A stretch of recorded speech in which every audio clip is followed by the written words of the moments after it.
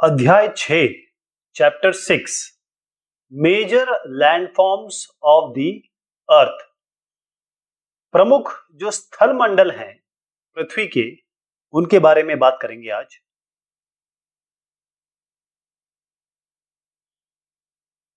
पहले यह समझना जरूरी है कि आप कहीं भी हों, जो जितने भी साहब लोग सुन रहे हो, कोई अभी मरुस्थल पे होगा, कोई हो सकता है कि अभी नदी में होगा, हो सकता है कोई समतल इलाके में होगा या कोई पहाड़ी इलाके पे रह रहा होगा। इसका मतलब यह है कि जो सरफेस है, हम कैसे ग्लोब बनाते हैं, इस तरीके से ग्लोब बनाते हैं तो ये रिप्रेजेंटेशन होता है कि सब चीजें बराबर हैं, बिल्कुल समतल जैसी दिख रही हैं, लेकिन ऐसा है नहीं। जो सरफेस है अर्थ का, यानी पृथ्वी की जो सतह है, वो एक जैसी नहीं है। ये इसमें बहुत बहुत ज्यादा चेंज है। यानी लैंड फॉर्म्स या स्थल मंडल, इसकी बहुत सारी वैरायटी है। कई भाग एकदम आपको फ्लैट दिखाई देंगे मीलों तक, और कई बहुत स्टीप दिखाई देंगे, और इनके बीच में और सारे परिवर्तन आप देख सकेंगे। एक हिल क्या होता है? हिल तो हिल पहाड़, माउंटेन, क्लिफ, इन सब में बड़ा अंतर है, हर चीज में अंतर है। तो एक हिल जब ये शब्द आता है तो ये ऐसा जमीनी पार्ट है, ऐसा जमीन का सरफेस है जो बाकी एरिया से थोड़ा उठा होता है। यानी ऐसा अगर कोई आप सरफेस देख रहे हैं तो हम कहेंगे ये हिल है, क्योंकि ये जो आसपास के सरफेस है, इन दोनों के कंपैरिजन में ये उठा हुआ है, तब हम इसको हिल कहेंगे। और स्टीप हिल का मतलब क्या होता है? स्टीप हिल, अब यहां पर देखें, अगर आप इसी को मैं ऐसे बना दूं तो इसको हम कहेंगे स्टीप यानी बिल्कुल स्लैंट। रिलीफ इसकी बहुत ज्यादा, रिलीफ मतलब होता है हाइट, एंगल ऑफ हाइट, तो ये इसकी रिलीफ ज्यादा हो गई। तो एक स्टीप हिल जिसकी एलिवेशन, जिसकी हाइट, अगर मैं यहां से अगर हाइट नापने लगूं और ये 600 मीटर, यहां से यहां तक जो 600 मीटर है, अगर ये 600 मीटर से ऊपर चली जाए तब हम इसे कहेंगे माउंटेन। पहाड़ कब कहेंगे? हम इसे माउंटेन तब कहेंगे जब इसकी हाइट 600 मीटर या उससे अधिक हो। ऐसे कई माउंटेन्स हैं, जैसे जो 8000 मीटर से ऊपर हैं। सबसे ऊपर की बात कर लेते हैं, माउंट एवरेस्ट। यह है 8848 मीटर, यानी तकरीबन 8.9 किलोमीटर है ये मीन सी लेवल से, इतना ऊंचा है। तो जो भाग उठा हो वो तो आपका हिल हो गया, और फिर जो 600 से ऊपर हो गया उनको हम माउंटेन कहने लगते हैं। और फिर बहुत सारे माउंटेन अगर इस तरीके से आपको दिख रहे हैं, जो आप सीनरी भी बनाते हैं, तो इसको हम एक माउंटेन या माउंटेन्स नहीं कहेंगे, इसे हम कहेंगे माउंटेन रेंज। क्या कहेंगे? Mountain range. एक और इसको इंटरेस्टिंग चीज आपको बताता हूं कि मान लीजिए आप यहां पर खड़े हुए हैं इस जगह पे, तो आपको तो लगता होगा सब कुछ रुका हुआ है, कभी हवा आएगी तेज या बरसात आएगी तभी आपको लगेगा कि कुछ मूव हो रहा है, लेकिन ऐसा नहीं है।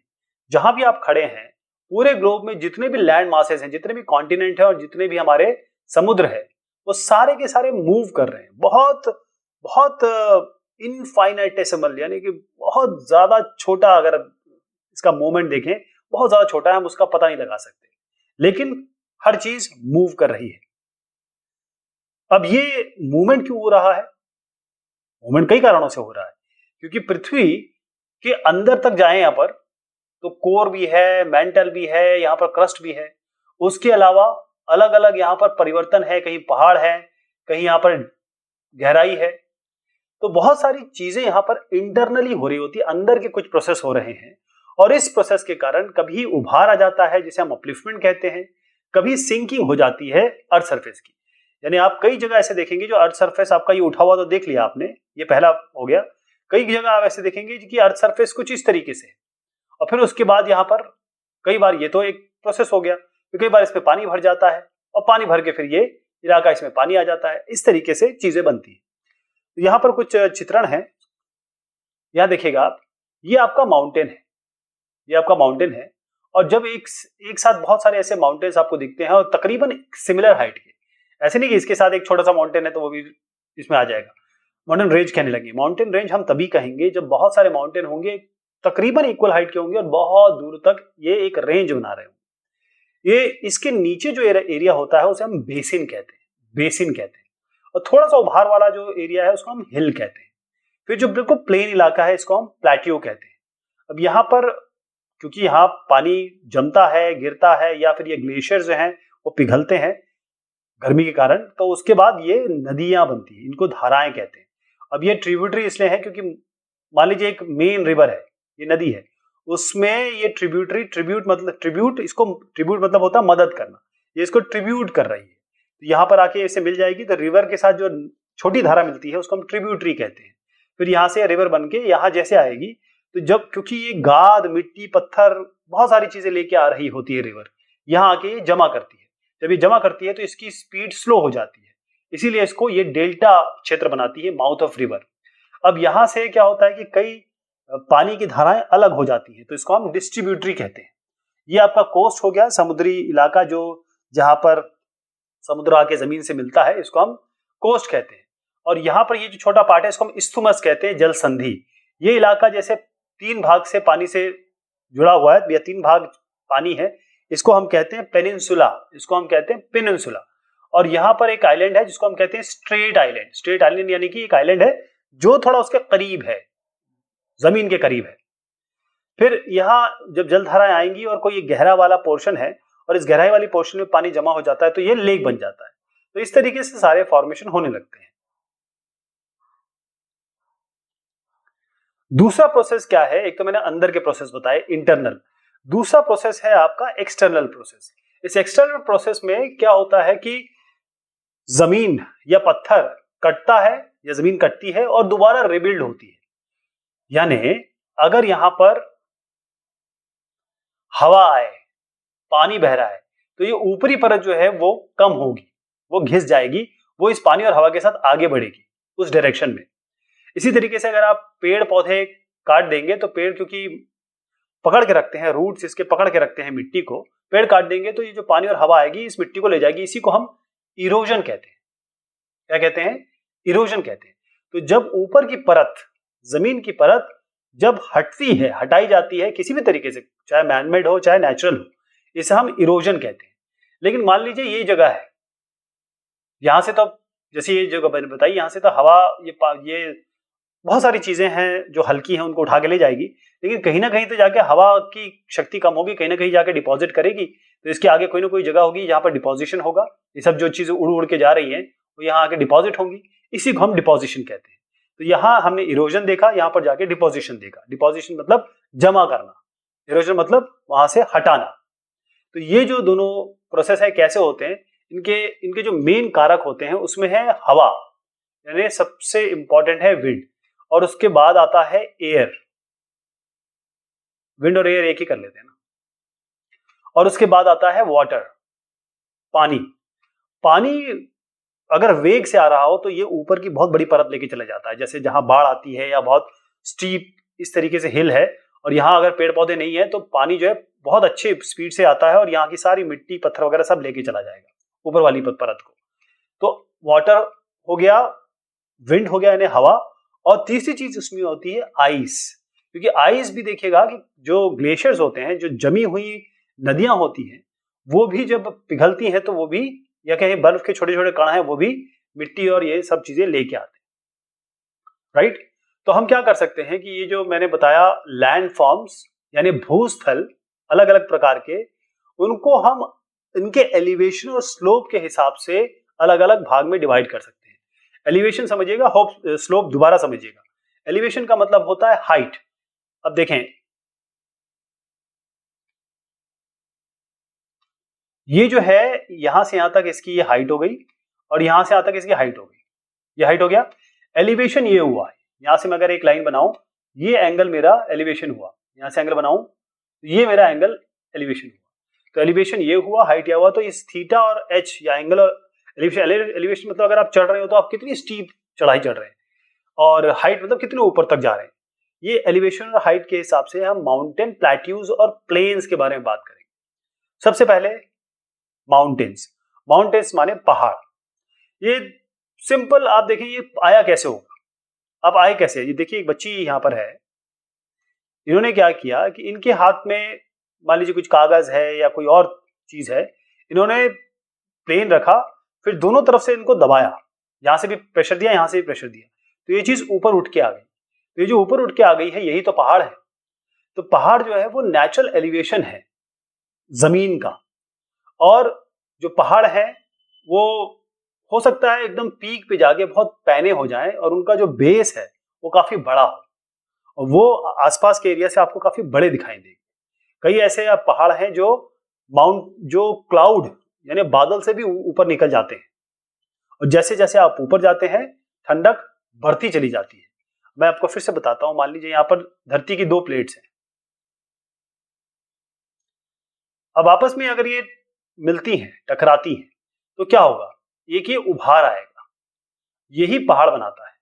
और जब मान लीजिए दो जुड़ी हुई है और ये टूटती हैं, ये इस तरफ खिसकती है और ये इस तरफ खिसकती है, तो ये जगह क्या बनेगी, यहाँ पर आपका एक जैसे उभार बना है वैसे आपका एक खालीपन हो जाएगा। कई ऐसे माउंटेन्स हैं जो पूरी तरीके से फ्रोजन है। फ्रोजन किस लिए है, क्योंकि ठंडा है, पहाड़ के ऊपर यहाँ हमेशा बर्फ जमी रहती है, पानी है, पानी बह नहीं सकता क्योंकि वो बर्फ बन चुका है। तो ऐसा पानी जो बह सकता है यानी वो धारा है, बाकायदा वो स्ट्रीम्स हैं, धाराएं हैं, लेकिन बर्फ के कारण, ठंड के कारण, टेम्परेचर के कारण वो जमी हुई है। तो ऐसी धाराओं को यानी आइस कह लीजिए या बर्फ कह लीजिए, बर्फ की धाराओं को, बर्फ की स्ट्रीम्स को हम ग्लेशियर्स कहते हैं। ग्लेशियर्स क्या हो गए, ग्लेशियर्स वो धाराएं जो बर्फ की हैं, बह सकती हैं लेकिन टेम्परेचर के कारण नहीं बह रही। कई ऐसे पहाड़ हैं जो सी के अंदर है, समुद्र के अंदर है, जैसे मैंने अभी आपको बताया माउंट एवरेस्ट के बारे में। लेकिन माउंट एवरेस्ट जो हमें दिखता है, कई ऐसा अगर आप मीन सी लेवल के नीचे पहुंच जाए तो यहाँ पर आपको कई माउंटेन दिखेंगे। आपको याद है जो टाइटैनिक शिप आया था, और टाइटैनिक शिप जो विश्व का सबसे बड़ा शिप हुआ करता था एक जमाने में, वो आके इसी ऐसी पहाड़ों से टकरा गया था और उसके बाद वो डूब गया। तो कई पहाड़ जो है वो जमीन के अंदर है, वो हमें दिखाई नहीं देते इस तरीके से, क्योंकि ऐसी कई जगह है जहां पर क्लाइमेट बहुत बहुत हार्श है। आप खुद यकीन करिए कि क्या आप यहाँ रह पाएंगे, क्या आप यहाँ रहना पसंद करेंगे, आप कैसे पढ़ेंगे, क्या खाएंगे, कैसे जाएंगे, यहाँ कैसे आएंगे। तो ये बहुत हार्श क्लाइमेट है। इसीलिए हमेशा देखा जाएगा कि आप कश्मीर इलाके में चले जाएं या फिर उत्तराखंड के ऊपरी इलाकों में चले जाएं, जहां जहां आपको पहाड़ी इलाके मिलते हैं वहां पर लोग कम रहते हैं, क्योंकि जिंदगी यहाँ पर बड़ी दूभर है। कोई बीमार पड़ जाए तो उसके लिए दवा दारू नहीं है, स्लोप भी इसके बहुत स्टीप है, तो अब इस जगह पे आप खेती भी नहीं कर सकते, खेती किसानी भी नहीं कर सकते, तो बहुत सारी समस्याएं हैं। इसलिए इस इलाके में लोग कम रहते हैं, कम रहना पसंद करते हैं। जैसे मैंने आपको बताया कि एक पहाड़ हमने यूं बनाया, अब इसी तरीके के पहाड़ आपके बहुत सारे हैं, तो इसको हम कहने लगेंगे माउंटेन रेंज। ये माउंटेन रेंज होगी। तो इसमें क्या होता है, कई बार ऐसे ऐसे लाइनें, एक लाइन बना दी मैंने, ऐसी दूसरी लाइन भी उसके साथ जारी होती है, यूं करके ऐसे करके जारी होती है। तो कई बार पैरेलल दो चार लाइनें इस तरीके से चलती है, और ये एक आध 2 किलोमीटर की बात नहीं है, हजारों किलोमीटर तक चलती रहती है। आपने एंडीज पर्वत सुना होगा। एंडीज पर्वत जो है वो पूरे साउथ अमेरिका में शुरुआत से लेकर नीचे तक आता है। एंडीज पर्वत सबसे लंबी पर्वत श्रृंखला है वो। तो हिमालय, एल्प्स और एंडीज ये माउंटेन रेंज है एशिया का, यूरोप का और साउथ अमेरिका। हिमालय एशिया में, हिमालय एशिया के माउंटेन रेंज है, और एल्प्स ये हो गया आपका यूरोप का, और तीसरा मैंने बताया आपको अभी जो एंडिस, ये किसका हो गया, आपके साउथ अमेरिका का। इसको हम देखेंगे। एंडीज में बता रहा था, ये पूरी पर्वत श्रृंखला है, माउंटेन रेंज है, पूरी यहां से लेकर यहां तक गई है, ये साउथ अमेरिका में है। इसके अलावा यहाँ एल्प्स पर्वत है, एल्प्स ये यूरोप में है। यहां से यहां तक हिमालयन रेंज है, पूरी की पूरी। हमारा अगर हम अपना नॉर्थ देखें तो कश्मीर से लेकर एंड तक, नॉर्थ ईस्ट तक चले जाएं, पूरी हिमालयन रेंज है। ये हमारे रेंज हो गई, बहुत सारे पहाड़ और लाइन से लगे हुए हैं। और 3 तरीके के माउंटेन्स होते हैं, पहाड़ की हम बात कर रहे हैं तो 3 तरीके के माउंटेन्स हो गए। और ये 3 तरीके के माउंटेन्स कौन कौन से हैं इसको समझने की कोशिश करेंगे। पहला है फोल्ड माउंटेन, दूसरा है ब्लॉक माउंटेन, और फिर उसके बाद वॉल्केनिक माउंटेन। इन तीनों के बारे में और भी हैं, उनके बारे में भी मैं बताऊंगा आपको। तो ये फोल्ड माउंटेन क्या होते हैं और ब्लॉक माउंटेन क्या होते हैं, इसको समझिए। जो हिमालयन माउंटेन में आपको दिखाया और मैंने आल्प्स दिखाया, ये है यंग फोल्ड माउंटेन। यंग मतलब है ये अभी बिल्कुल यंग है, बहुत कम सालों में बने हुए हैं।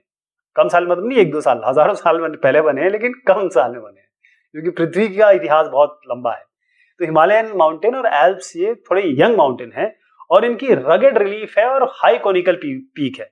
रगेड रिलीफ का मतलब ये होता है, रिलीफ जैसे मैंने आपको बताया बड़ी इस तरीके से स्टीप हाइट है और इनकी जो पीक है बिल्कुल पैने है इस तरीके से। तो हिमालयन रेंजेस और जो मैंने अभी आपको दूसरा बताया, ये दोनों एल्प्स ये नए हैं, ये और ये आपके नए हैं। रगेड रिलीफ है इनकी और हाई कोनिकल पीक्स है, मतलब पैने हैं ऊपर जाके। और अगर आप अरावली रेंज को देखें, हिंदुस्तान में जो अरावली रेंज है यहां पर इस जगह पे है, यहां अरावली रेंज है। तो हिंदुस्तान में जो अरावली रेंज है वो बहुत पुराने फोल्ड माउंटेन्स है और इसका बहुत सालों तक, जैसे इरोजन का प्रोसेस मैंने बताया था कि चीजें हटती हैं, ड्रॉट खत्म होती रहती हैं, उस इरोजन के कारण अब ये थोड़े छोटे हो गए हैं या कम हो गए हैं। एप्लेशियन नॉर्थ अमेरिका में यहां पर ये एप्लेशियन, दिखाऊं जरा आपको, थोड़ा दिमाग में रहना चाहिए। ये एप्लेशियन माउंटेन है ना, ये वाला, तो मैं एप्लेशियन की बात कर रहा हूं। एप्लेशियन जो नॉर्थ अमेरिका में है, और इसी तरीके से आप यहां आइए, यूराल माउंटेन्स, ये यूराल माउंटेन्स हो गए। तो एप्लेशियन और यूराल माउंटेन जो रशिया में है, उनका राउंडेड फीचर है, लो एलिवेशन है और वो भी बहुत पुराने ओल्ड फोल्ड माउंटेन्स हैं। जैसे मैंने आपको बताया था फोल्ड माउंटेन बनते कैसे हैं, दो प्लेटें जब आपस में टकराएंगी जमीन की तो फोल्ड बनता है। तो ये फोल्ड माउंटेन्स है। ये तो दो मैंने आपको बताया बड़े ऊंचे हैं, बड़ी पीक उनकी बहुत शार्प है, लेकिन जब हम इनकी बात करते हैं यूराल माउंटेन्स की और एप्लेशियन की, तो ये इतने पीक नहीं है इनकी, मतलब इस तरीके से हाइट है और पीकनेस नहीं है इसमें, और ये बड़े पुराने ओल्ड फोल्ड माउंटेन्स है। अगली बात है ब्लॉक माउंटेन्स की। ब्लॉक माउंटेन्स को जरा समझिएगा। ब्लॉक माउंटेन क्या कहता है, ये है ब्लॉक माउंटेन। ये कैसे बने हैं, जब बहुत बड़ा एरिया ये टूट गया और ये वर्टिकली नीचे चला गया। कहने का मतलब, अभी मैं आपको इसको करके दिखाता हूं कैसे हुआ है। तो ये जो एक भाग टूटा नीचे खिसक गया, तो कुछ भाग जो नहीं टूटे वो तो ऊपर ही रह गए। तो जो ऊपर रह गए उसको हम कहते हैं HORST, हॉर्स्ट, और जो नीचे चले गए उनको हम कहते हैं ग्रेबन। ऊपर वाला हॉर्स्ट, नीचे वाला ग्रेबन, ध्यान रहेगा। तो दो माउंटेन मैं आपको दिखाऊंगा, एक तो राइन वैली और एक वॉस गैस। इसको वोजेस बोल सकते हैं आप, इसको वॉसजेस बोल, इसमें लिखा है वोजेस बोल सकते हैं, वोग्स। तो राइन और वोग्स माउंटेन यूरोप के हैं, ये इसी सिस्टम के इसी तरीके से बने हैं। तो इसको मैं आपको दिखाता हूं, लेकिन पहले आपको मैं तरीका बताता हूं। हो क्या रहा है, मान लीजिए ये माउंटेन है, बहुत सालों से माउंटेन चल रहा है, मतलब प्लेन चल रहा है, माउंटेन नहीं प्लेन है। हुआ क्या कि क्योंकि बहुत सारे प्रोसेस चल रहे हैं, पृथ्वी मूव कर रही है, सब कुछ हो रहा है, तो ये भाग थोड़ा इसका हल्का हो गया और ये टूट के नीचे आ गया, क्योंकि नीचे जगह उसको मिल गई। इस तरीके से ये भाग है, ये टूट के नीचे आ गया। अब ये नीचे आया, मान लीजिए यहां तक आ गया, ये यहां तक आ गया, तो इस तरीके से बन गया ये। तो ये भाग माउंटेन हो गया, ये भाग माउंटेन हो गया, ये भाग माउंटेन हो गया, ये नीचे चला गया, तो अपने आप ये माउंटेन बन गया। इस तरीके से ब्लॉक माउंटेन बनते हैं। अब मैं आपको राइन वैली दिखा रहा हूं, आपको मैं दिखा रहा हूं वोजेस माउंटेन। ये आपका ऊपर वाला है राइन वैली, आप समझ पा रहे हैं ना, इसी तरीके से बना होगा ये, क्योंकि एक पोर्शन, ये पोर्शन जो है, ये वाला पोर्शन वो नीचे चला गया। ऐसे यहां पर आप देखिए वोजेस माउंटेन है यूरोप में, और ये राइन वैली है, ये भी यूरोप में है। ये दोनों माउंटेन किस तरीके के हैं, कैसे कैसे याद रखेंगे इनको, ये ब्लॉक माउंटेन्स है। वॉल्केनिक माउंटेन्स की कैसे होते हैं, ये वॉल्केनिक एक्टिविटी के कारण होते हैं, ज्वालामुखी के कारण। तो माउंट किलिमंजारो अफ्रीका में और माउंट फुजियामा ये वॉल्केनिक एक्टिविटी के कारण है। जो आप यहां देख रहे हैं ये माउंट फ्यूजियामा है, जापान का माउंट फ्यूजियामा। तो यहां पर होता यह है कि जब लावा निकलना होता है, लावा निकल रहा होता है, तो जमीन में बहुत सारे परिवर्तन होते हैं। तो ये अपने आप जमीन जो है क्योंकि फूलती है और यहां इसको लावा निकलना होता है, तो जमीन फूलती है और फिर ये लावा इस तरीके से बाहर निकलता है। तो जब ये फूल जाती है तो एक माउंटेन बना के निकलती है। एक माउंटेन बन जाता है इससे। तो इस ये किलिमंजारो अफ्रीका में, मैं यहां आपको दिखाऊं, ये तो आपका फ्यूजियामा हो गया और अफ्रीका में आपका किलिमंजारो हो गया। अभी इसकी एग्जैक्ट पोजीशन में आपको बताऊंगा। फिर उसके बाद क्या हुआ कि हम आए माउंटेन्स, ये हमारे लिए बड़े जरूरी है। अच्छा, उसका कारण क्या है? क्योंकि यहां पर होता है पानी, यहां पर होता है पानी, और बहुत सारी जो रिवर्स है वो कहां से निकलती है? इन पहाड़ों से ही तो निकलती है। इन पहाड़ों से ही ये गंगा हो गई, यमुना हो गई, ये कहां से आती है? जब बर्फ पिघलती है तभी ये रिवर्स बनती है, और फिर उसके बाद जो ये रिजर्वायर्स बनते हैं ये पानी के, वही हम ये लोग यूज करते हैं, वही हम लोग यूज करते हैं। और पानी जो चला आ रहा है उससे हम क्या करते हैं? बहुत सारे हमारे काम है। पानी का क्या क्या उपयोग हो सकता है? पानी का उपयोग ये है कि सबसे पहले हम इसका उपयोग पीने के लिए करते हैं, फॉर ड्रिंकिंग, पहले ड्रिंकिंग करते हैं। नहाने धोने के लिए करते हैं, washing and clothing, washing and clothing. और उसके बाद हम इसका उपयोग करते हैं किसके लिए? सबसे इंपॉर्टेंट काम है इरिगेशन, इरिगेशन इसके लिए कहते हैं। तो ये जरूरत है हमें पानी की, और पानी हमें यहां से मिलता है। इसके अलावा हम इलेक्ट्रिसिटी भी जनरेट करते हैं इससे। जो रिवर वैलीज हैं और जो टेरेसेस हैं, ये बहुत इंपॉर्टेंट जगह, अच्छी जगह है जहां पर हम क्रॉप उगाते हैं। यानी मान लीजिए कि यहाँ नदी बह रही है, तो इसके पास का इलाका जो है ये सबसे बढ़िया रहता है कि हम यहाँ पेड़ पौधे उगाएं, पेड़ पौधे उगाएं। क्यों? क्योंकि यहाँ पर पानी की व्यवस्था हो जाती है, और पानी ऐसा नहीं कि यहाँ से भी हम ले सकते हैं, बल्कि जो अंडरग्राउंड वाटर है वो भी काफी अच्छा आपको मिल जाता है। अंडरग्राउंड वाटर आपको अच्छा मिल जाता है। और माउंटेन्स, पहाड़ों में बहुत रिच, यहाँ पर आप जानवर भी मिलेंगे, बहुत अच्छे पेड़ पौधे भी मिलेंगे। एक चीज मैं आपको बताता चलूं कि जो मैं आपको बता रहा था, माउंट किलिमंजारो,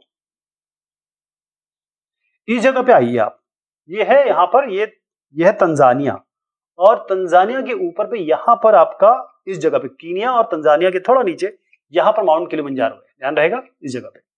इसके अलावा जो फॉरेस्ट है, क्योंकि पेड़ पौधे कहाँ उगते हैं? मैक्सिमम आप देखेंगे कि जितने पहाड़ है उनमें पेड़ पौधे होते हैं, तो वहां आपको फ्यूल मिलता है, फॉडर मिलता है, शेल्टर मिलता है, गम मिलता है, रेजिन मिलता है, मतलब सारी चीजें आपको मोस्टली वहां से मिल जाती है, जिसे हम कहते हैं एग्रीकल्चर प्रोड्यूस या फॉरेस्ट प्रोड्यूस। माउंटेन सबसे अच्छी जगह है। आप मसूरी जाते हैं, मन्नार जाते हैं, आप शिमला जाते हैं, आप कई ऐसी जगह है जिनका मैं नाम गिना सकता हूं, जहां क्यों जाते हैं? क्योंकि वहां पर पहाड़ है, वहां माउंटेन्स है, और उन माउंटेन में बहुत सारी एक्टिविटीज होती है, जैसे पैराग्लाइडिंग हो गई, हैंड ग्लाइडिंग हो गया, रिवर क्राफ्टिंग हो गया, स्कीइंग हो गया, वो वहीं पॉसिबल है, प्लेन एरिया में पॉसिबल नहीं है। तो अपने आप को खुश करने के लिए, अपनी जिंदगी को बेहतर बनाने के लिए, थोड़ा एक अच्छा लेजर टाइम लेने के लिए आप वहां जाते हैं, और वहां पर जाके आप अपनी जिंदगी का एक बहुत अच्छा हिस्सा जीते हैं। इसी को हम फायदा कहते हैं माउंटेन्स का। केवल ये नहीं कि बस पहाड़ बन गए, पहाड़ से बहुत सारे फायदे हैं। एक चीज आपको दिखाता चलूं, यहाँ पे ये जो मैंने आपको बताया था, वॉल्केनिक माउंटेन किलिमंजारो और फुजियामा, ये इस तरीके से बने हैं क्योंकि यहाँ से आपका मैग्मा निकलता है, बनता है, बहुत जबरदस्त प्रेशर देता है, और इसको निकलना होता है। तो जब प्रेशर देता है तो ये जमीन जो है ये फूलती है, और उसके बाद अल्टीमेटली यहाँ से निकलता है, तो ये पहाड़ बन के रह जाता है।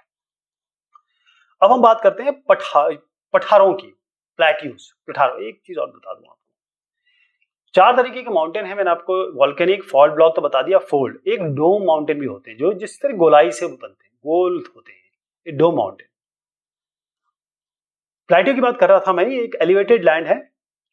और ये कैसे, आप यहां बैठे हैं, मैं यहां बैठा हूं, हमारे बीच में एक टेबल है, ऐसे टेबल है, ये चेयर है हमारी, ये चेयर है, तो ये टेबल टॉप की तरह दिखता है, ऐसे लगेगा जैसे टेबल टॉप है। तो प्लेट्यू, पठार जो होते हैं वो टेबल, वो एक फ्लैट टेबल, इस तरीके से फ्लैट टेबल लैंड की तरह दिखेंगे, और ये बाकी एरिया से आपको ऊंचे दिखाई देंगे, मतलब थोड़े ऊंचे उठे दिखाई देंगे, और ये बहुत स्टीप इसके स्लोप होंगे, यानी कि ये ऐसा नहीं होगा, ऑलमोस्ट ऐसे ही होगा, लेकिन ये इस तरीके से होगा। थोड़ा सा हल्का स्टीप दे देता हूं, ऐसे होगा ये, मतलब ये ऐसा लगेगा जैसे टेबल टॉप है, ऐसे नहीं होगा। अगर ऐसे हो जाएगा तो फिर तो ये पहाड़ बन जाएगा, जो हम अभी पढ़ चुके हैं। ये आपका टेबल टॉप की तरह दिखाई देगा आसपास के एरिया से। तो जो प्लेट्यू है वो साइड से बड़े स्टीप होंगे जी, यहां से बिल्कुल उतार होगी, और इसी कारण से यहां पर बनते हैं झरने झरने। और जो हाइट है प्लेट्यू की वो कुछ मीटर भी हो सकती है, जैसे यहां से यहां तक जो हाइट है वो कुछ मीटर भी हो सकती है, लेकिन किलोमीटर भी हो सकती है। और जो प्लेट्यू है, जैसे माउंटेन है, ये भी पुराने और नए होंगे, ये भी यंग है, ये भी ओल्ड है। जैसे डेक्कन प्लेट्यू, जो डेक्कन प्लेट्यू है इंडिया का, वो बहुत पुराना दक्कन का पठार बहुत पुराना पठार है। जो ईस्ट अफ्रीकन प्लेट्यू है, कीनिया के, तंजानिया के, युगांडा के, और जो वेस्टर्न प्लेट्यू है ऑस्ट्रेलिया के, ये कुछ एग्जाम्पल हैं। और भी हमारे पास जो टिबेटन प्लेट्यू है, जो तिब्बत का पठार है, वो विश्व का सबसे ऊंचा पठार है।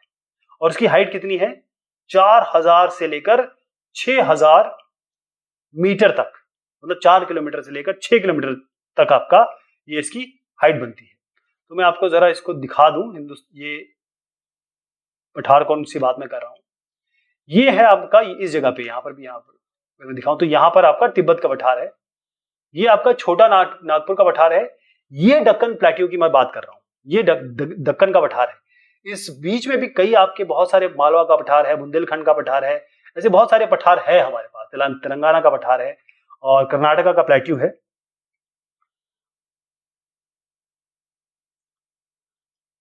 तो मैंने आपको बताया 4000 से लेकर 6000 मीटर तक ये जाते हैं प्लेट्यू।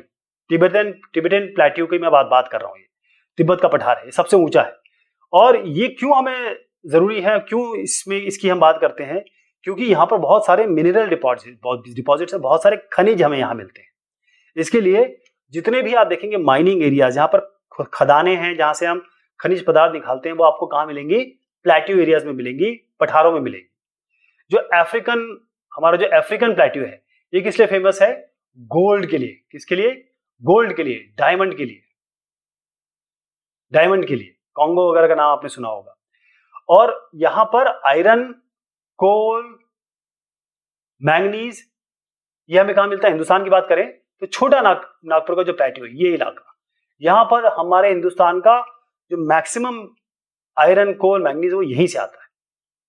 और सबसे बड़ी बात जो मैं आपको बता रहा था, क्योंकि ये इस तरीके से है, तो यहां पर बहुत सारे झरने हैं, मतलब सीधा पानी जो है वो नीचे की तरफ आता है, तो झरने हैं, वाटरफॉल्स है। और यहां पानी ऊपर से नीचे गिरता है, तो छोटा नागपुर प्लेट्यू पे अगर चले जाएं यहाँ पर, तो यहाँ पर होंड्रू फॉल्स है। होंड्रू फॉल्स जो छोटा नागपुर प्लेट्यू में है, छोटा नागपुर का जो पठार है, रिवर इसका नाम है सुवर्णलेखा नदी है। नदी ऊपर से बहुत तेज, बहुत ऐसे आती है और फटाक से ऐसे तो स्टीप गिरती है। और जोग फॉल्स है, आप कर्नाटका में आ जाएंगे तो यहाँ पर जोग फॉल्स है, जोग फॉल्स ध्यान रहेगा। छोटा नागपुर पठार, होंड्रू फॉल्स, स्वर्णलेखा नदी, जोग फॉल्स, फॉल्स मतलब होता है ये जो आपको झरना बता रहा हूं, जोग फॉल्स है कर्नाटका। ये इस तरीके के वाटरफॉल्स हैं, झरने हैं। इसी तरीके से जो लावा प्लेट्यू होता है, लावा प्लेट्यू, यहाँ पर ब्लैक सॉइल बहुत अच्छी होती है, और ब्लैक सॉइल हमेशा फर्टाइल होती है, और ब्लैक सॉइल में आप बहुत अच्छी पैदावार कर सकते हैं। और यहाँ पर बहुत सारे लोग आते हैं घूमने के लिए, अट्रैक्शन है टूरिस्ट का। फिर आए प्लेन पे। अब हमने ऐसे पहाड़ों की बात कर ली, हमने ऐसे टेबल टॉप की बात कर ली, लेकिन ये इन इलाकों की भी तो बात करें जो प्लेन है, इन प्लेन इलाकों की बात कर रहे हैं। अब ये प्लेन ऐसा है जो बहुत दूरी तक आप जाते रहेंगे तो प्लेन ही प्लेन दिखता चला जाएगा।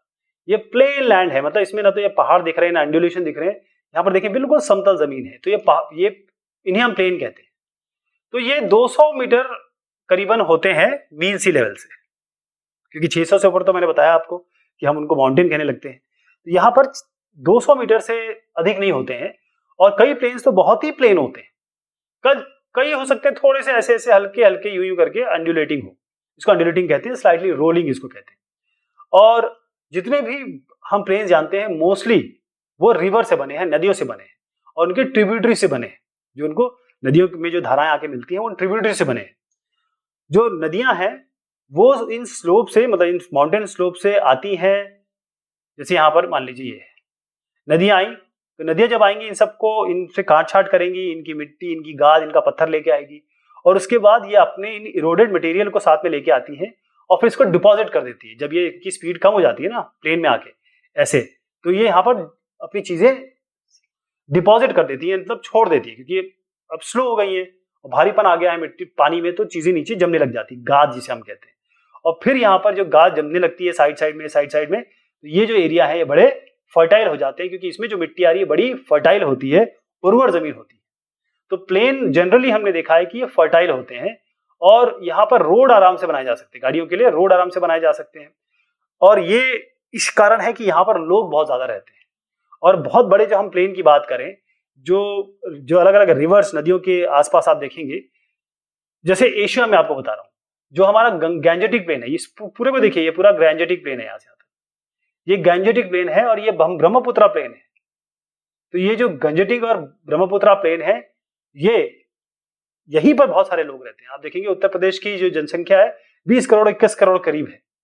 वो इसीलिए है, ये कई सारे देशों की पॉपुलेशन से ज्यादा है, क्योंकि यहाँ पर प्लेन एरिया है, यहाँ पर लोग घर बना सकते हैं, यहाँ लोग अपनी खेती किसानी कर सकते हैं, यहाँ पर लोग आराम से आ जा सकते हैं, अपनी इंडस्ट्रीज बना सकते हैं। ओके, और क्योंकि फर्टाइल सॉइल है, जैसे मैंने कहा कल्टीवेशन हो सकता है, तो जो हमारा जो इंडो गैंजेटिक प्लेन है, ये सबसे ज्यादा हमारे देश में सबसे ज्यादा पॉपुलेशन यहीं पर है, क्योंकि ये फर्टाइल लैंड है। अब इन लैंडफॉर्म्स और लोगों के बारे में अगर मैं बात करूं तो क्या क्या है, सबसे पहले हम पहाड़ की बात करते हैं। पहाड़ पे ये जो माउंटेनियस एरिया है, यहाँ पर लोगों की जिंदगी थोड़ी डिफिकल्ट है, यहाँ बड़ी बड़ी दिक्कतों से लोग जीते हैं और रहते हैं, क्योंकि अच्छी कंडीशंस यहाँ पर नहीं है, पहुंचना मुश्किल है, आना मुश्किल है, खाना मुश्किल है, रहना मुश्किल है, पढ़ना मुश्किल है, बाकी बहुत सारी चीजें मुश्किलात है। लेकिन जैसे आप प्लेन इलाके में आ जाएंगे तो यहाँ पर आराम से आप कोई भी क्रॉप ग्रो कर सकते हैं, अपना घर बना सकते हैं यहाँ पर, और आना जाना कर सकते हैं। और नेचुरल कैलामिटीज जैसे अर्थक्वेक आती है, वॉल्केनिक इरप्शन है, ज्वालामुखी फटता है, भूकंप आता है, या आंधी चल रही है, या बाढ़ आ जा रही है, तो इससे बहुत बड़ा हमारा डिस्ट्रक्शन होता है।